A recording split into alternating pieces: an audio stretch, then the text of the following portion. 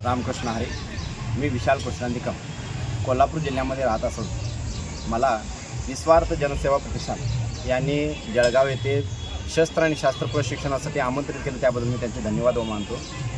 हे शस्त्र आणि शास्त्र याचं प्रशिक्षण देण्यामागचा आमचा हेतू एकच आहे की प्रत्येक मुलामध्ये धर्मजागृती व्हावी, स्वतःचं संरक्षण करता यावं. त्याच्यासोबतच या जीवनामध्ये या आत्ताच्या घडीला त्या स्त्रियांच्यावरती मुलींच्यावरती जे अत्याचार होतात हे कशामुळे होतात, तर त्यांची मानसिकता खचल्यामुळं ती मानसिकता परत दृढ बनवण्यासाठी, वज्रमूठ बनवण्यासाठी ह्या पद्धतीचं शिबिर आम्ही राबवतो. त्याचसोबत निस्वार्थी जनसेवा प्रतिष्ठान यांच्या माध्यमातून हे शिबिर जळगाव येथे राबवलं जात आहे. खूप छान पद्धतीने यांनी येथे नियोजन केलेलं आहे. सर्व मुलांना अत्यंत कमी शुल्कामध्ये हे सगळं ज्ञान देण्याचा ते प्रयत्न करत आहेत.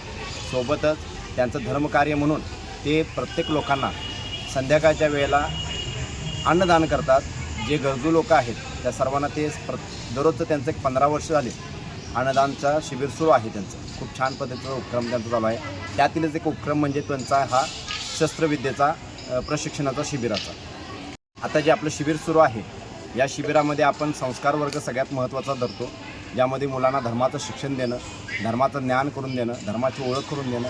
त्याच्याबरोबर शस्त्रामध्ये आपली लाठी असेल, दांडपट्टा असेल, तलवार असेल, भाला असेल आणि त्यातले जे बारकावे आहेत यांचं प्रशिक्षण आपण इथं आता विद्यार्थ्यांना देत आहोत. याचसोबत भारतीय व्यायाम आहे, ज्यामध्ये दंडबैठक असतील, सर्वांग सुंदर व्यायाम असेल, सूर्यनमस्कार असतील, भूमिनमस्कार असतील, याही गोष्टींचं आपण इथं मुलांना शिक्षण देत आहे.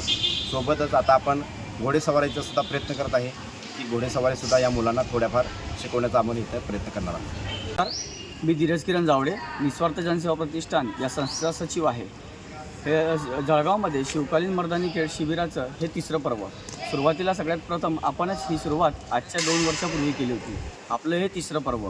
आज रोजी 8 दिवसीय शिबिरामध्ये कोल्हापूर येथून श्रीराम गुरुकुलमधील विशालजी निकम हे गुरुजी इथे आपल्या माता भगिनींना दानपट्टा, तलवार, भाला त्याचबरोबर लाठीकाठीचं प्रशिक्षण देण्यासाठी आलेले आहेत. व या शिबिराला इतका चांगला प्रतिसाद मिळाला आहे की 200 महिलांनी सहभागी घेतलेलं आहे. यासाठी आम्हाला अशोक भाऊ जैन, त्याचबरोबर मनीषदादा जैन, विष्णू बंगाडे, त्याचबरोबर बापनाजी आणि त्याचबरोबर भारतीताई चौधरी यांचं मोलाचं सहकार्य लाभलेलं आहे.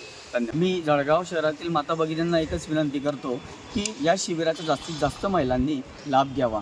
शिबिर अजून रविवारपर्यंत आहे. दिनांक 24ला याचा समारोप आहे. त्याआधी तुम्ही इथे येऊन सरदार वल्लभभाई पटेल हॉल येथे येऊन या शिबिराचा लाभ घेऊ शकतात.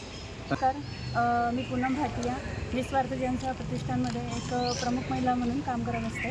आज आम्ही हे जे शिबिर आयोजित केलेलं आहे, जे महिलांवरती जो आज अत्याचार होतो आहे, ज्या त्या संघर्षासोबत ते लढू शकत नाही आहे, आज ते मर्दानी खेळ आम्ही मुलींसाठी इथे आयोजित केलेलं आहे. याच्यातनं मुली स्वतःचं संरक्षण करून स्वतःला वाचवू शकतात. या प्रयत्न आमचं चालू आहे.